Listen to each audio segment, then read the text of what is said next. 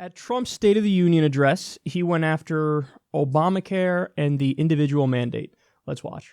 We eliminated an especially cruel tax that fell mostly on Americans making less than $50,000 a year, forcing them to pay tremendous penalties simply because they couldn't afford government-ordered health plans. We repealed the core of the disastrous Obamacare. The individual mandate is now gone. So he's actually selling himself short there. It's not just that they got rid of the individual mandate. And by the way, they did that in the tax bill. They slid that into the tax bill. He's also signed a plethora of executive orders on healthcare. And they've all, been a machete to the kneecap of Obamacare. So one of the things he did is he got the advertising budget for Obamacare 90%. That's one of the things is when there's the open enrollment session, you need to get the word out. So you need to, and have TV ads and place it wherever you can, on internet, anywhere, where you say, okay, here's the open enrollment period and here's the steps that you go through. If you don't give people the directions, they're going to go, I don't know what the fuck to do. What are you talking about? So you got the advertising budget 90%. You get rid of the individual mandate. You do other executive orders that underfund certain aspects of it. See, people don't know the Department of Health and Human Services is responsible for implementing many different parts of Obamacare.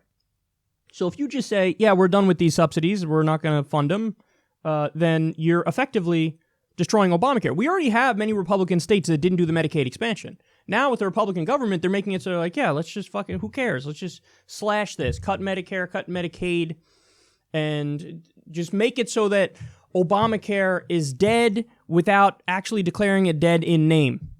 That's the trick. It's the same thing that Republicans do at the state level with abortion laws. They're called trap laws, where it's unconstitutional to write a law saying we have banned abortion in our state. But what they do is they'll ban it in a roundabout way. So they'll have like one abortion clinic in some Midwestern red state. And then they'll pass some state law where, you have government regulators walk into that building and go, oh, your hallways are only 6 feet wide. We just passed a regulation that they got to be 7 feet wide.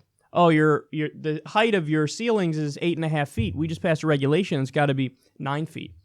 And so then the people go, I can't afford to redo the whole building because of meaningless regulations that you made up. And they go, so okay, I guess you're going to have to shut down. Another thing they do is, you need a surgical procedure room in here.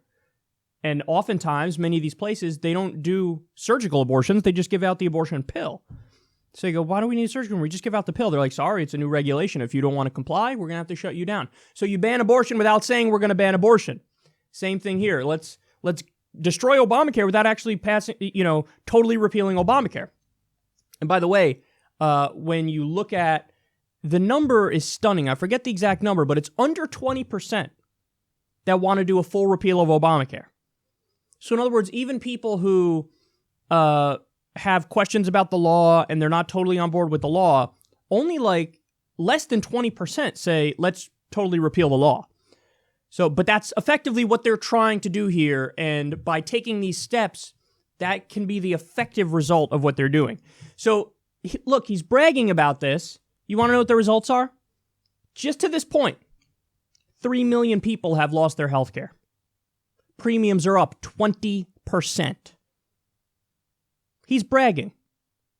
Again, see, this is the thing that drives me crazy, is that you just have a lazy, toothless, faux resistance happening with the Democrats and with the media, by the way.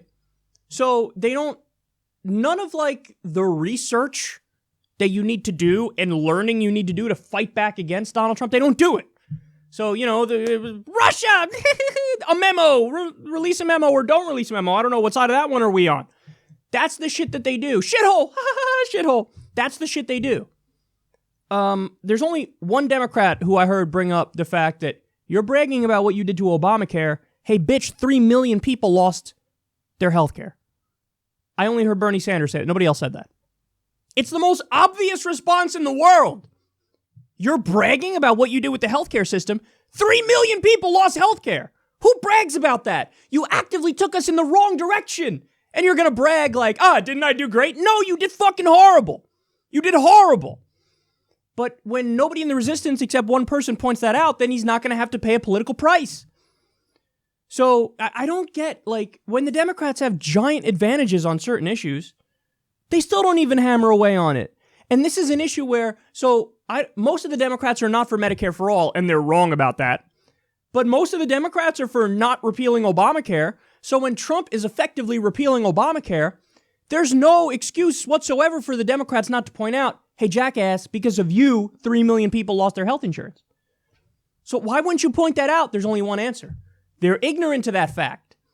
Because they're not reading the news. They're not up on this stuff. They largely don't give a shit.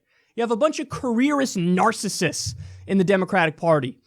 They just want to pull the wool over your eyes enough for you to vote for them, and then they can just feel all the self-aggrandizement and ride that wave for their careers. That's what that is. They just want you to think, I'm for good things and against bad things. Vote for me. I don't hate minorities. Oh, you fucking heroes, you. That's what you are. But it actually requires work. It requires work. You have to fight for the right policies. You have to do a proper resistance. And again, the easiest response ever. Media, where's the media? Easiest response ever. You're fucking you're bragging about what you did with healthcare when 3 million people lost their healthcare. That's such a classic Republican move, too. Take an area where most people disagree with you and where you fucked up. You did bad things. But just the balls like grapefruits. They just go out there like, yeah, tremendous. Look at what I've done with healthcare. Unbelievable. But the effects are terrible. Doesn't matter. I'm going to make people think it's good. Watch me. Oh, man. And then meanwhile, people who are right, who didn't want him to do those things, mum's the word. Only one of them, only one Democrat brought that up. It's so pathetic. Oh, so sad. Okay, so there you have it. He's bragging about his healthcare policies when 3 million people lost their healthcare and premiums are up 20%. We live in backwards land, and the media and the Democrats refuse to point it out, which is why it's always a race. It's always a question. Hey, who's going to win? The pirate party who doesn't give a fuck about you in any way? They're fully corporatist and they're Christian fundamentalists. Are they going to win? Or the people who are slightly better and center-right and still corporatist, but not as much, are they going to win? They made that a question now because you're so ineffectual in your resistance that most people probably don't even know that as a result of Trump's policies, 3 million people lost their health care, unless it's one of those 3 million people. So, it's so sad. Trump is such an idiot. The Republican Party is so immeasurably wrong on so many things, but it's not used as a bludgeon against them when it should be.